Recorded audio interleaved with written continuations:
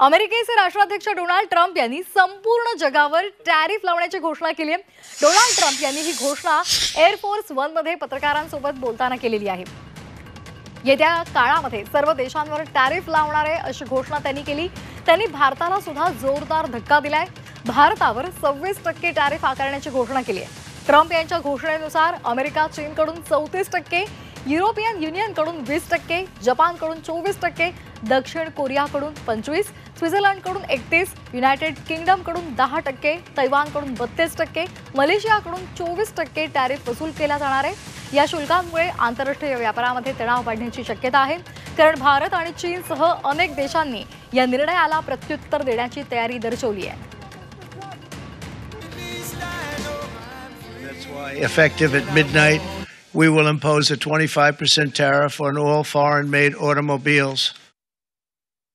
Donald Trump यांच्याकडनं आज जी घोषणा झाली ही प्रामुख्याने रेसिप्रोकल टॅरिफ ची घोषणा आहे।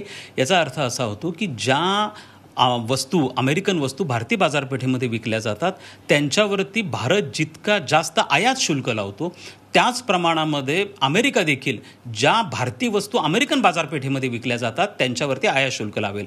त्याचप्रमाणे कोणताही गुंतवणूकदार जर व्यापार मंदावणार असेल तर तो गुंतवणुकीचे पर्यायी स्रोत शोधत असतो। त्यामुळे सोन्यामधल्या गुंतवणुकी येत्या काळामध्ये वाढण्याची शक्यता नाकारता येत नाही। त्यामुळे सोन्याचे भाव देखील वाढू शकतात येत्या काळामध्ये। त्यामुळे हा जागतिक व्यापारावरचा होणारे 2 महत्त्वाचे परिणाम पुढच्या काही काळामध्ये दिसून येतील।